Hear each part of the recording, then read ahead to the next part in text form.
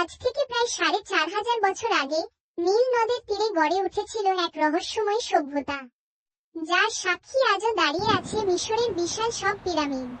শুরুটা হয়েছিল মাটির নিচে সাধারণ সমাধি দিয়ে, কিন্তু ফারাও জোসারের আমলে স্থপতি ইমহোটেপ প্রথম তৈরি করলেন সিঁড়ির মতো স্টেপ পিরামিড।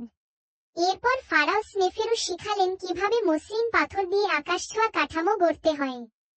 গিজার মালভূমিতে যখন ফারাও খুফু তার মহাবিস্তৃত পিরামিড তৈরি করলেন, তা হয়ে উঠল পৃথিবীর উচ্চতম বিস্ময়।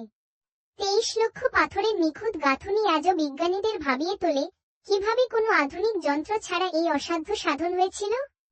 সময়ের সাথে সাথে ফারাওরা হারিয়ে গেছেন, কিন্তু তাদের এই অমর কীর্তি আজও মরুভূমির বুকে মাথা উঁচু করে দাঁড়িয়ে আছে, এক অমীমাংসিত রহস্য হয়ে।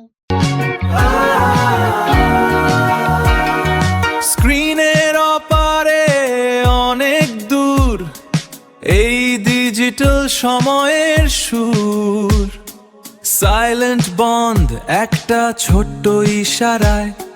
Thank you for watching the video. Thank you for watching.